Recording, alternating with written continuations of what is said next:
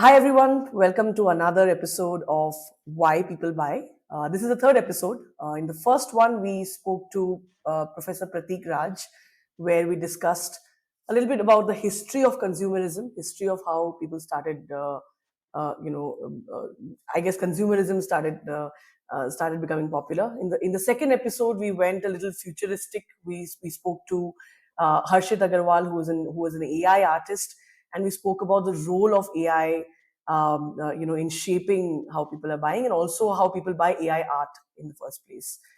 Now, in this third episode, I'm very excited to have with us VN Bhattacharya, who is a CEO consultant. He's an executive consultant, and he also is a professor who teaches behavioral economics and strategy at IIM Bangalore. VN, of course, brings in a wealth of experience as well, having worked across industries from FMCG to B2B industries as well. VN, welcome. Super excited to talk to you specifically about what is the role that behavioral economics plays in shaping why people buy. When we think about behavioral economics, thinking fast and slow is the first thing that comes to mind. I'm very excited to go a little bit more into the depths of what are those things that click. How do marketeers consider some of these behavioral economics and psychology concepts to actually make people buy. Super excited to have you. Welcome on board, VN. Thank you. Thank you, Aditi. Delighted to be here with Thank you. you so much. Thanks, VN. Yes. Well, well, let's see if we can plug in some of the Nobel Prize winning work of Daniel Kahneman and Right. others into what you and I are going to Absolutely, discuss. absolutely, VN. Yeah, Thank you so delighted. much, VN. So, starting off, I think the first question that comes to my mind as a marketer is that, when we think about us as human beings, as rational human beings, we always believe that we make rational decisions, but often you see that simple messages, as a consumer, simple messages really land much more than detailed or complicated messaging, right? So why is that the case? Why does the human brain, despite us consciously knowing that we want to make rational, very thought through decisions, but simple messages always click with us? What is the logic behind it, or what is the science behind it? Well, okay, let's first set the stage, or let's set the context. We are talking about why people buy, Yes. and let us include, let's expand the scope to not only products and services, but also ideas. Right. We end up buying ideas from each other, from certain people at certain times, all Yeah. the time. So, why is it that we buy certain products, services, and ideas and are persuaded by them? Now, ultimately, everything that we buy has to do with wants and needs, right? So, sometimes the idea of want and need is easily understood in terms of the psychological imperfection of the human brain. When we use the word imperfection, we are really talking about irrationality. And this is something that both psychologists and marketers have known for hundreds of years, right? That's why you had snake oil and you had anti earthquake pills in the United States at a certain point in time. So, why is it that we end up buying things, and why is it that we end up buying certain kinds of ideas?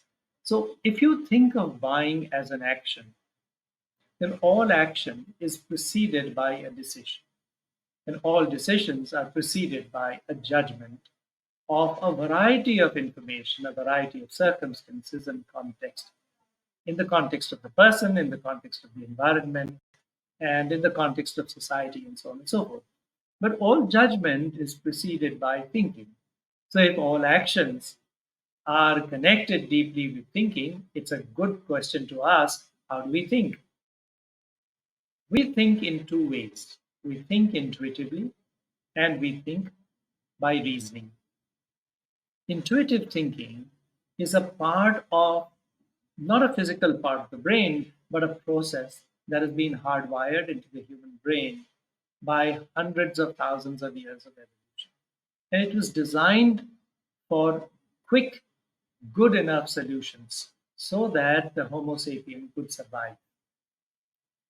And this has remained in our brain, even though this is less useful in the current civilization of where cognitive reasoning is more important. Now, the intuitive thinking prefers cognitive ease. It hates strain. So when we are faced with a number of information, facts, some non-facts, we tend to make an easy, coherent, and plausible story out of it. And this we do without thinking. When I say without thinking, we are really activating our intuitive brain. And in the process of doing that, we build a story that seems coherent, that seems plausible, and we therefore tend to buy simple ideas that make sense, products that convey a simple idea, a persuasive idea, because partly because it is simple, but also it's persuasive because it appeals to our needs or wants, or, well, we imagine those are our needs and wants. So that would partly explain why we love simple stories. So it's almost like the brain tries to connect the dots, and if there are outliers, it might just want to either remove those outliers. It's almost like a regression algorithm, Yes, yes, well, it doesn't have to be right? outliers. It just has to be a simple, coherent Right. story. Quite recently, in the op ed column of Times of India, I read this wonderful article by a sociologist come academic called Dipankar Gupta. You may have heard of him. Some of your um, uh, viewers may have heard of him. He compares the story that Donald Trump narrated in the recent election in the United States that he won compared to what Harris did. So, according to Dipankar Gupta, the message, the narrative that Trump crafted was simple, and that was that foreigners are swindling us Americans. Whether that foreigner is Ukraine, or whether that foreigner is China, or whether they are immigrants, all of them are the cause of our not so well being. They are the cause why you're not earning much more than you could have. You are the reason why your cats and dogs are being eaten. They are the cause for all of these things. And that's a simple story that resonates with people because some of them see that as reasonable, see that as a simple story. Whereas Harris's narrative has been that democracy needs to be protected. That's a that's a great idea. That's an important idea. That's the foundation of American democracy. But nonetheless, it's abstract. That women's reproductive rights have to be protected. That's also an abstract idea. That we need to support NATO in order to protect democracy in Europe is also very important. But it too is it's an abstract idea. And the three of them, or four of them, or five of them that she narrated are combined do not yield a simple, single narrative.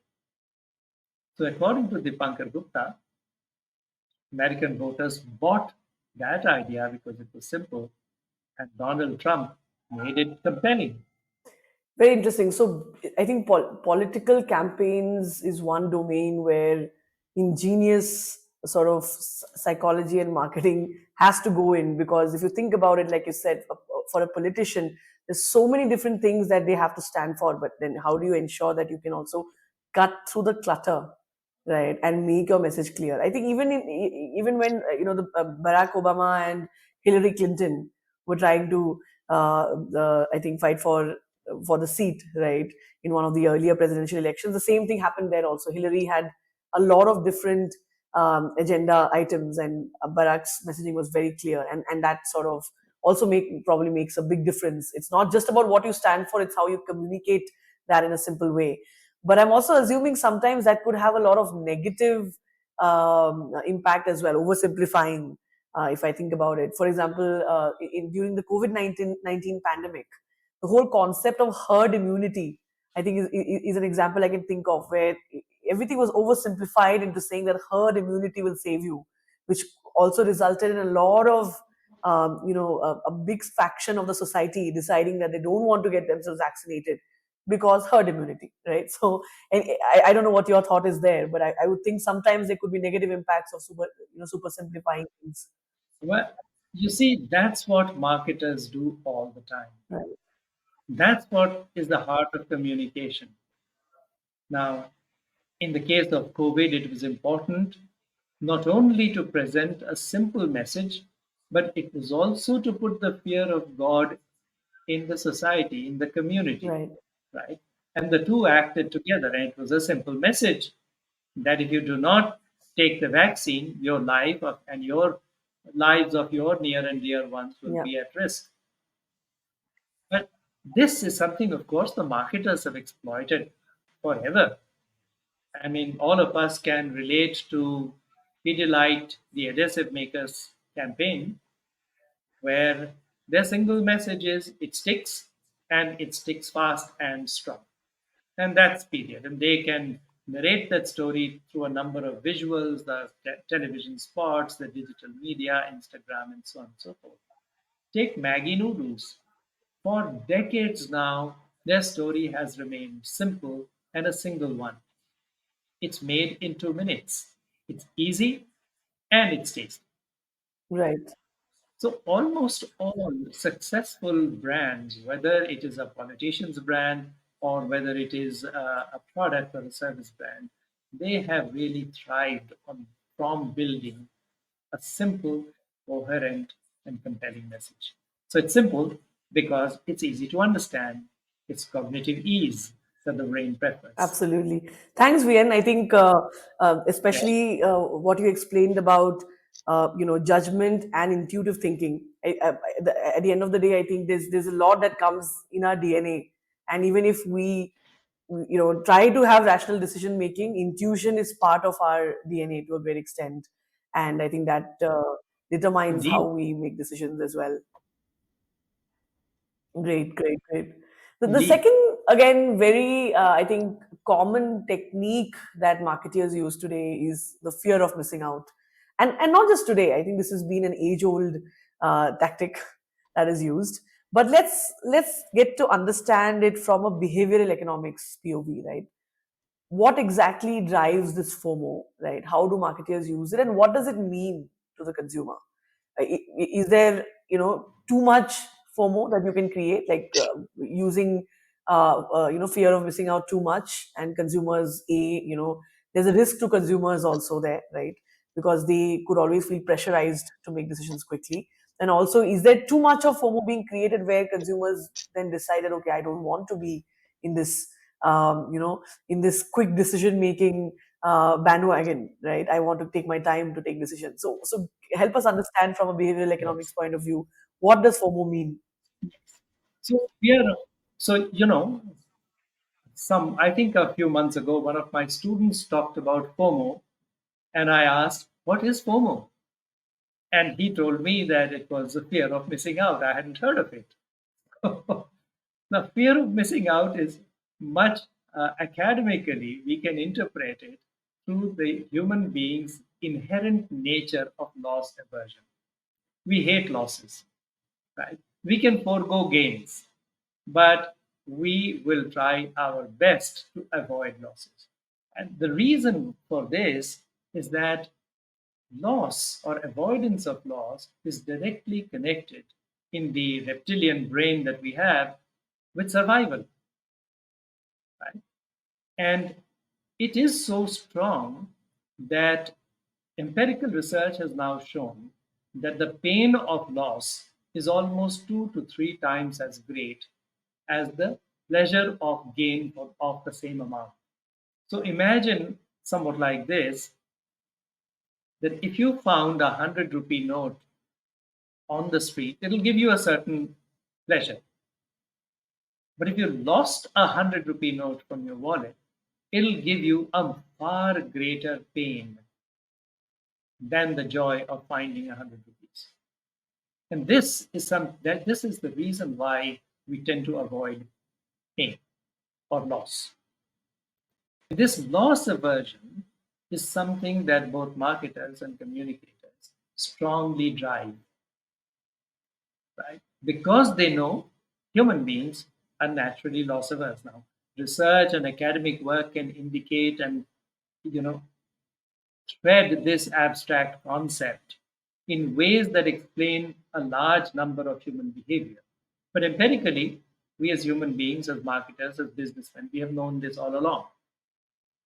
Now, what exactly is a loss or a gain? Loss or a gain is related to a reference point. That reference point could be what my peer or neighbor has, and I compare myself with that. Am I doing better than my neighbor or my peer? Then I'm in a position of gain.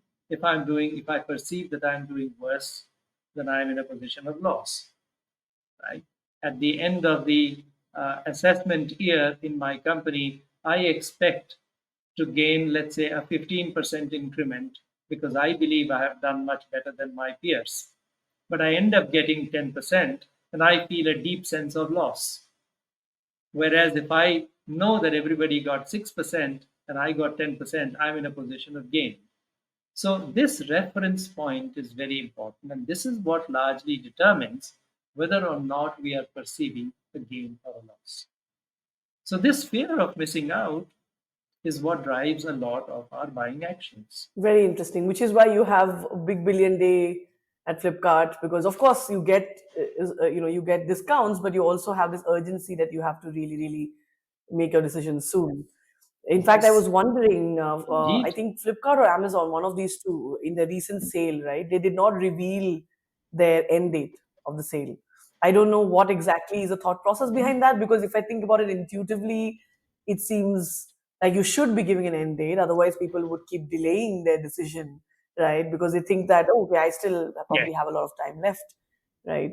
So, any thoughts on why that could have been the case? I mean, why they experimented with not having an end date in that case? Well, that's difficult to answer because it would imagine we would have to get into somebody Behind. else's brain and figure Yes. it out. So we Yes. can skip Yeah. that Yeah. question. So as you correctly pointed out, take big billion sale by Flipkart or Amazon runs a similar sale at about the Right. same time, and they all run it for approximately 7 to 10 days. Right. Yes. And this is usually toward the end of Right. September, and it runs for seven Yes. to eight days. And what they Mm-hmm.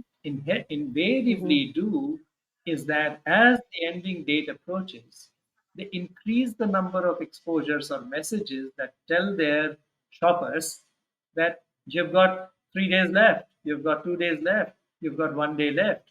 So this sense of loss is driven by this deadline, and we then tend to buy the product before the deadline expires. Now, interestingly, this leads to risky behavior. When we feel a sense of loss, we tend to take an avoidable risk. When, on the other hand, we feel a sense of gain, we sometimes become risk averse. Not always, but sometimes. Similarly, we sometimes become risk seeking when we feel a sense of loss.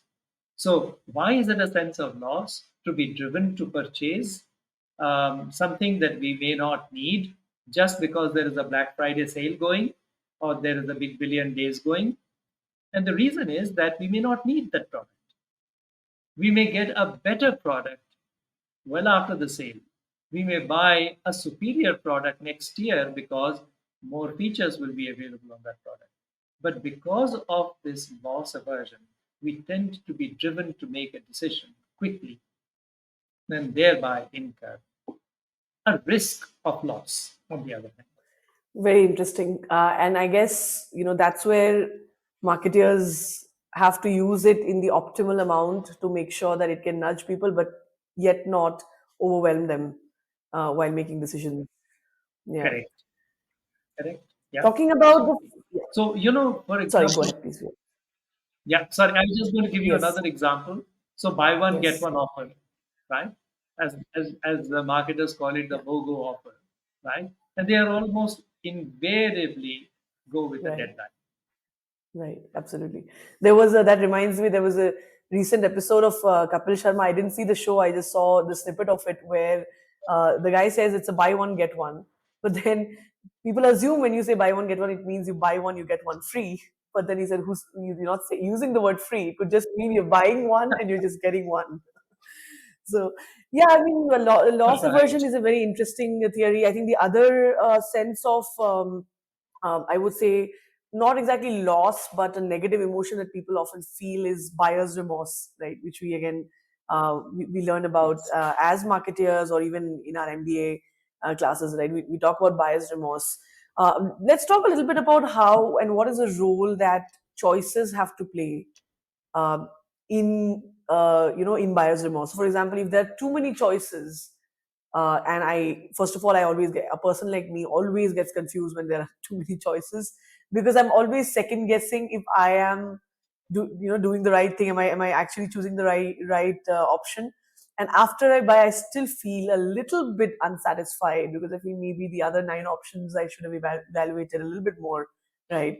So is there an optimal number? Is there too much of options that marketers should avoid to reduce buyer's remorse?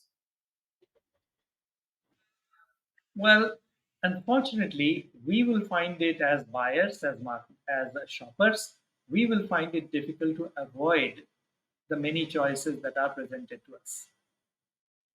But we can mediate that decision much better by slowing down our thinking, by taking time over a decision.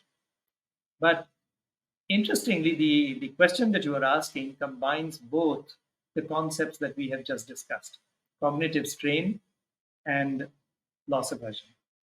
So, when we are faced with a large number of options, it makes it difficult for us to process all that information and make a good, sound judgment.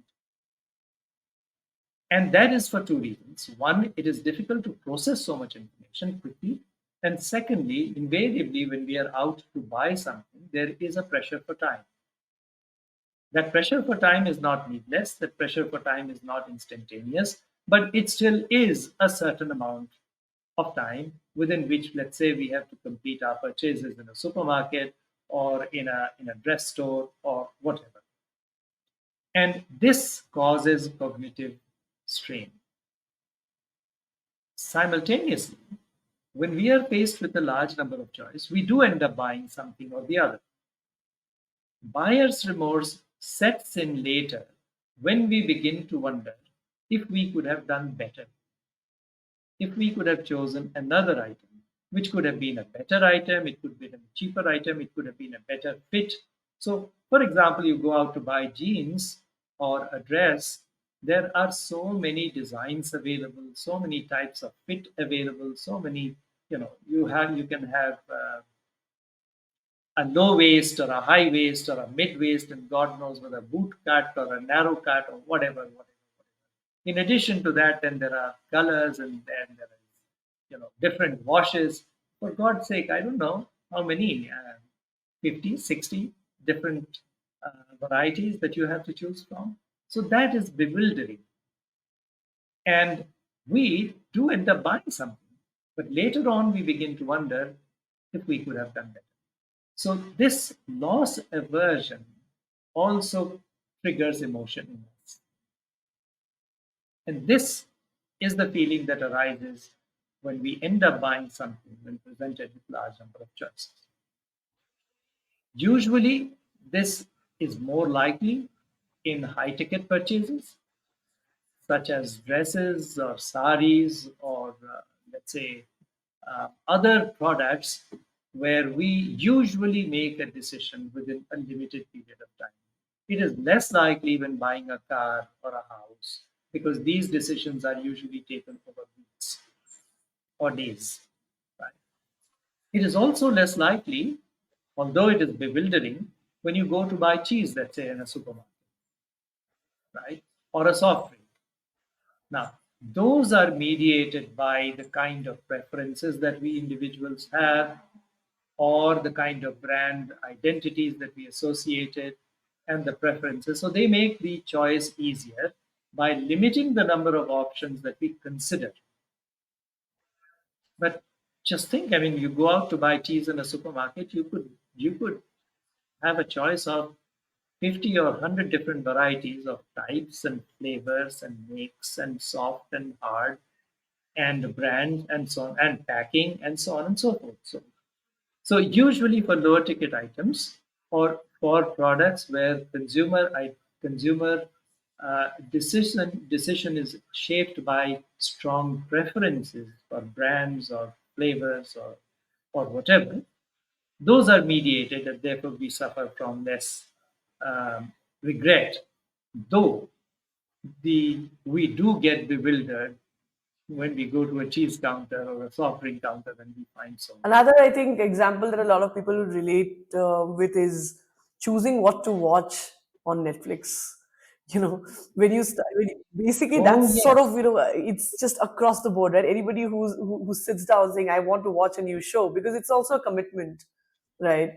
Even if it's a commitment of, yes, 7 to 8 hours, it's still commitment, right? For a week that you're putting in. And when you see too many options, you're just very, very overwhelmed, and you end up either going with a recommendation yes. that Netflix might be giving you, or a recommendation that a friend is giving you. Often we just go to a friend and say, just tell me what's good, what you have watched, and we want to just reduce the cognitive load, like you Indeed, said, of decision making there. indeed, indeed, and it happens sometimes with us when we are moving from one title to another on Netflix or Right, Prime Video, and just to make sure that we are making a good choice, I try and look at IMDb rating. But then after checking out four or five, we are losing time. We are not watching anything. We then plonk with right. one, and halfway through the movie, we wonder why did we choose it. Right. Absolutely. So But is there a number? For yes. example, FMCG companies have probably been tackling with this problem of too many choices for a long while. So is there a magic number that exists? These number of options is good. Well, there is a golden number like seven, Okay. and the reason for that is that seven or below seven is some are when number of variants in a particular brand, for example, are more than seven. It is difficult for consumers to remember, and therefore some brands, some variants may be lost sight of, may not be chosen, and so on and so forth. But usually, if the seven is a number that we can sort is relatively easily in our minds. And that's one of the reasons why you will find that most leading brands, their number of variants are usually seven or less in a particular product or brand category. Very interesting. So seven or below. So options are important. I think that's what we're understanding. Options are important because they nudge people also towards decision making. For example, the classic, Yes, option that you give in a SaaS pricing is that you give a much higher monthly pricing versus a much lower yearly pricing. You always know people will get nudged towards the lower yes, annual pricing. But then too many options true. overwhelm, which is why we need to maybe seven. Correct. Does seven work across the board, or is it maybe for a particular industry that it works? Well, I don't know of any particular research that points to that, but we usually think of seven in the context of consumer products mostly. Got it. No, that's super Right. super interesting. Seven as a number, as a golden number, is something. I mean, we always knew it's not too many. Maybe 10 sounds too much, but seven being sort of a number that heuristically at least has worked Yeah, for brands. Right. that's right. Very, very, very interesting. So I remember that in the old days, because I worked for Unilever earlier, I think the number of variants of Sunsilk shampoo were only five, right? Interesting. But subsequently, I think they expanded it to six when they brought in Shikakai, and I don't know how many there are at Okay. the moment. Okay. But one of the things that consumer product companies also do is that this they present consumer segments with a number of choices by using different brands.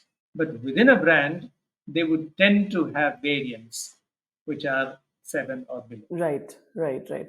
I think FMCG is a great place to learn fundamentals of marketing, because it can be so research oriented given you know the scale at which FMCGs function. There's a lot of data points to really learn from. So even, for example, somebody in B2B can also learn a lot from how FMCGs have have scaled marketing. I think that's really something that we all aspire to understand and implement. Let's talk about one more thing. So we spoke about loss aversion. We spoke about intuitive and judgment driven decisions, right? We also spoke about we spoke about how too many choices can be overwhelming, right? But in this whole process of being intuitive in our thinking, in sort of being limited, getting limited number of choices, there's still one element which sort of makes or breaks decision making when people buy, which is what we call as the X factor. In a layman lingo, right? We say, okay, everything else is okay. I have my checklist. I've looked at these five things, but when I make a decision, I still will think about that X factor, right? That this feels a little bit better than the other. I can't maybe explain why, but it does, right? So let's talk about it, X factor, and what is X factor from a behavioral economics POV. What is X factor? How do marketeers look at that, and how do they leverage that to make people buy? So I don't think behavioral economics really recognizes this, nebulous idea called an X factor, but the concept that I would see as the nearest to it is the idea of likes and dislikes, right? So one of the very interesting and important things that commonly we do not accept is that emotions are important in decision making, and they become important when we are faced with a large number of variables. So, when decisions are complex, especially those decisions that have implications in terms of outcomes in the future, and anything that has got to do with the future is probabilistic in outcomes. So, this is very difficult for human beings to process, especially if time is short. And we therefore use likes and dislikes to mediate the choice. If we like something, we make a positive decision whether to buy, whether to go to a movie, whether to see that particular movie.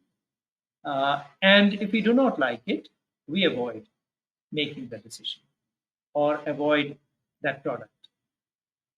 And this is something hardwired in our brain. In fact, for many years, I think the word emotion, which in behavioral economics is called affect, was not considered a heuristic that powers intuition.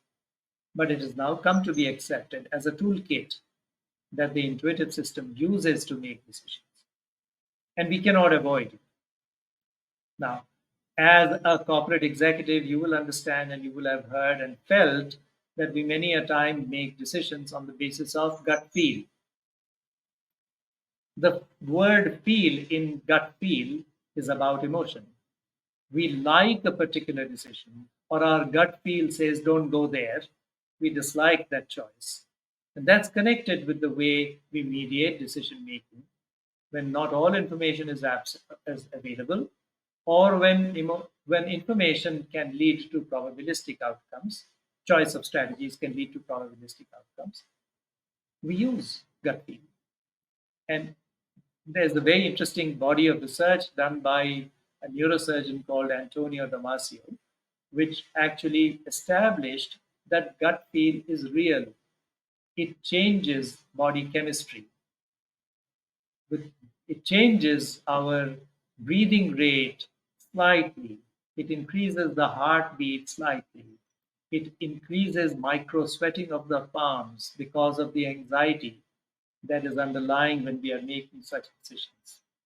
Right? We may not recognize it, we may not feel it, because these are such minutesimal changes in the body. But we tend to feel it. And therefore, that feeling helps us make the decision. Very, very interesting. You- So there might be an X Yeah. factor there. And the interesting thing is that marketers have always known this.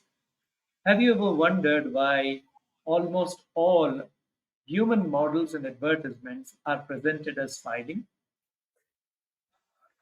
Well, because when the model smiles at us from a newspaper page or from the television screen, we feel good about it. Right. And when we feel good about it, we tend to recall that particular product quite Right, easily. right.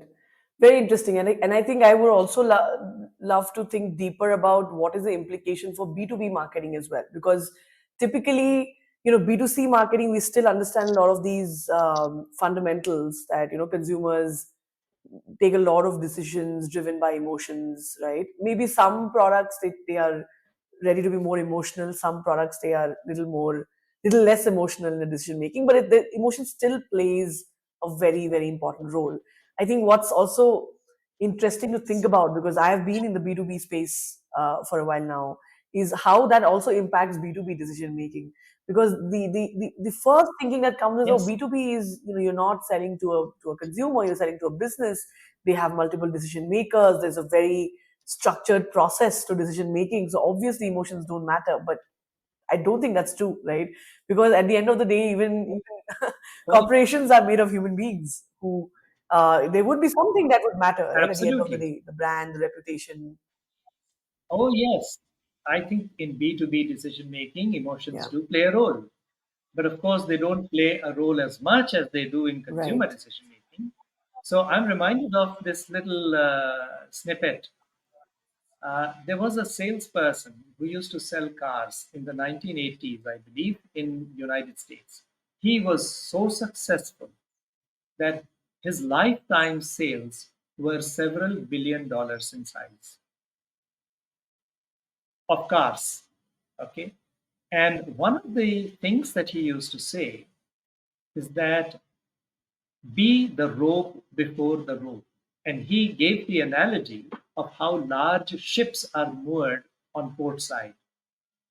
So they're moored to these bollards on the jetty, which are very large bollards, and they're anchored to the bollards with very thick ropes, and those ropes are so thick that no human being standing 8 stories above on the deck could throw to the pier. So what they do is that they tie the thick rope with a thin rope, and they toss the thin rope overboard. People on the jetty catch hold of the thin rope and haul in the thick rope. And Joe Girard talked about the salesperson being the thin rope and the product and the company behind him or her as the thick rope. So, one of the problem in B2B selling for most salespeople is that they go in when they talk to their customers, they talk about how wonderful their products are, what their features are, what their technologies are, but they never make a serious and honest effort to connect with the people. So people buy people before they buy those people's products. Right, right, absolutely. So in a way, a sales guy also has to, really, really understand the fundamentals of psychology in shaping how their, customers or their prospects start thinking about the company, Yes, and then the product. The product comes yes, secondary. Actually, first is the company. You use Microsoft product because you trust absolutely, Microsoft, absolutely, right? It's not about teams. entirely, Yeah, entirely, and right.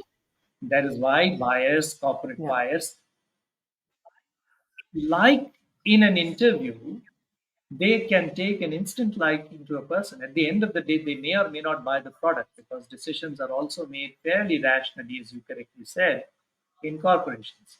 But at least you will have got a foot in the door and improved your chances if you connected with the people that you're dealing right. with. Now, this does not have to be done duplicitously. It has to be done genuinely. It has to be done with a genuine interest in the people that we are meeting. Not because we want to sell something, but because we have a genuine interest in the people, Right. right? Because we also have, as human beings, terrific sensors that determine dishonest behavior, that seek out, that can figure out dishonest behavior in the people. It may take a little longer sometimes, but we do. Right. So this Has to be a longer Right. term. And consistent building of that reputation becomes even more important in B2B because, Indeed. of course, if I think about how B2B marketing is structured today, we put a lot of emphasis on product Yes. marketing, on, say, performance marketing, product marketing. But I think brand building becomes equally or if not more important because at the end of the day, people will remember which is the brand from where, with whom you're associating, right? And then of course the product has to be, has to have utilitarian value, but the brand, Of course. recall becomes important. Consistent, reliable brand, right, Yes. is what they'll go for, right? Indeed. Yeah, Indeed. great, Absolutely. great. Well, that's super interesting again, VN. You spoke about how on billboards we see smiling faces and it also evokes a positive emotion. We also, more often than not, use familiar faces, right? And this is nothing new. This is something which has existed and continues, right? We would have thought that in the new age of marketing, we'll probably not need celebrities or familiar faces anymore because technology can sort of, figure out new paths for marketing. But it's not been the case. If you see even today, even new age companies, of course, the celebrities or the faces they're using are maybe more trending or more next gen or relevant faces, but they still are using trusted faces, right? So again, help us understand how what does this mean? Like, why do people use familiar faces? How does that help brands, right? And what I don't know if there's a behavioral economics related terminology to this, or there's been study around this, but would love to understand your POV on why this works, why familiar faces work, why does a Shah Rukh Khan work for an endorsement, right? Rather than just having an unknown face. Okay. So there is an interesting piece of experiment that was conducted. They took two different groups of people, and to each group, they read out names from a list. In one list, there were 15 names, and in the other, I think there were 13 names. In the list that had 13 names, there were a few names that could be identified as those of celebrities. For example, David or Diana or Elizabeth, and so on.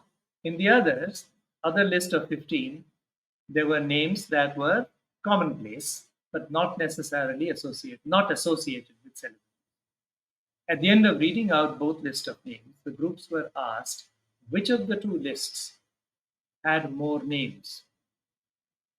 And the majority of respondents said the list that had fewer names had more names.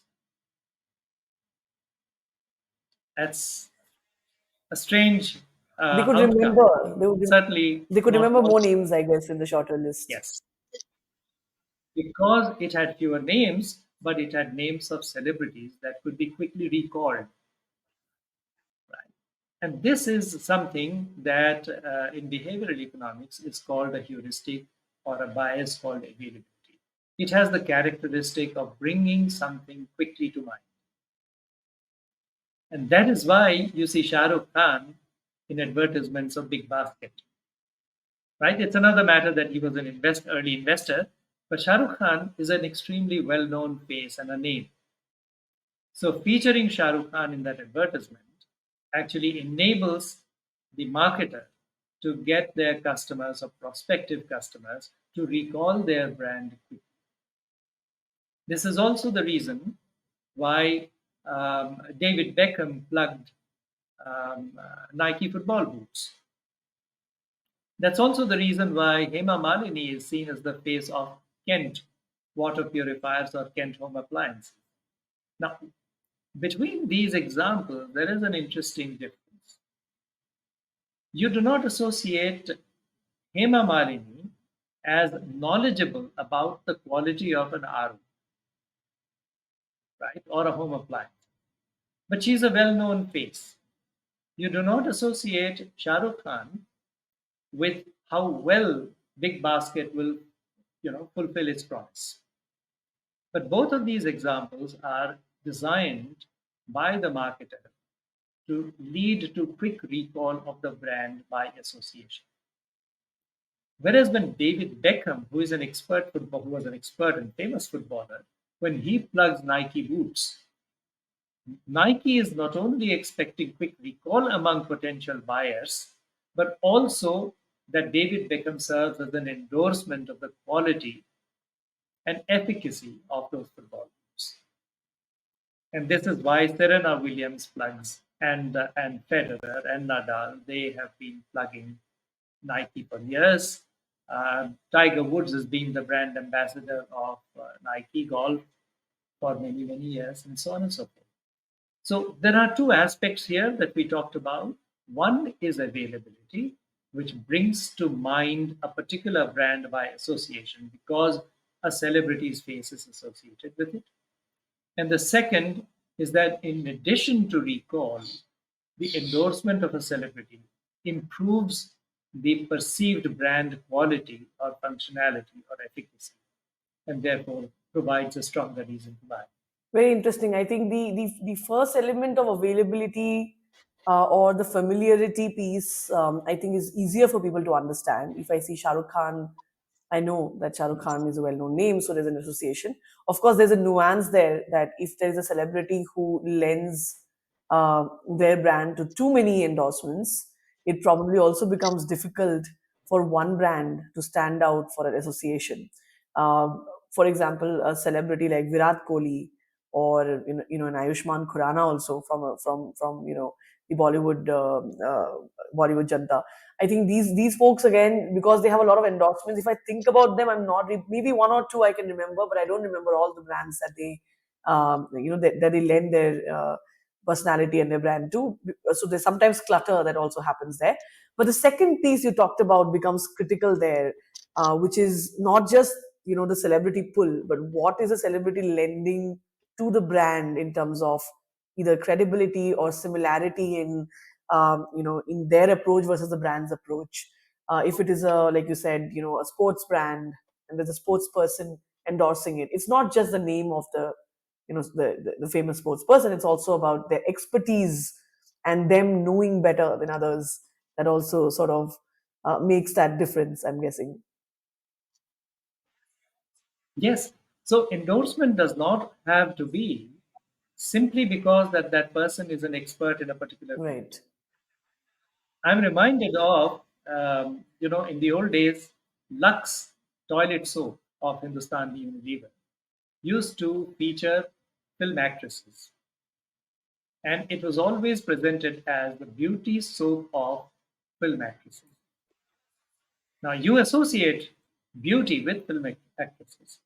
And by association, it is not an endorsement, but it is both a recall, but also an association of beauty with the product. Right. Absolutely. Beauty.